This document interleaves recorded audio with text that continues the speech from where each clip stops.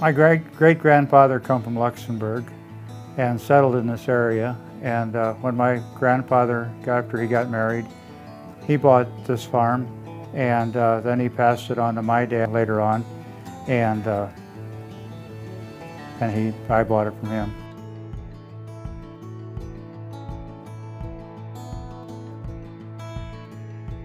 I started farming when I was 17 years old, right out of high school. Actually, I started farming when I was in school, and classmates thought I was crazy milking cows then, but that's what I did. And 29 years later, it's worked out very well for me. I'm proud to be an American farmer, but what I'm worried about is the next generation coming back to the farm, because you have to be growing up with this. There's a lot to learn out here. You just don't find it in a book. You have to grow up out here, and so that's what I'm worried about.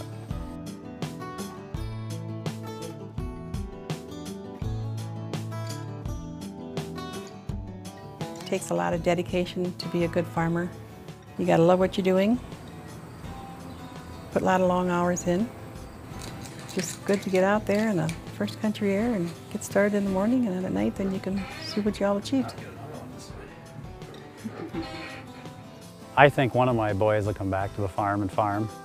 I don't know which one yet, but they both take some interest in it, but they're just going to have to get off the farm and work for somebody else and realize that back at the farm was the way of life and for their family to grow up.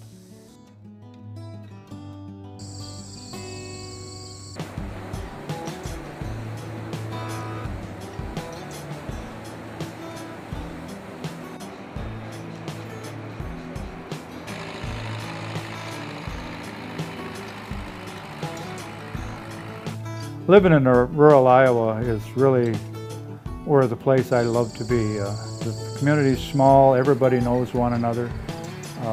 It's just real nice. Everybody helps out one another. If one of the neighbors need help, the rest all pitches in. It's just a real nice place to live.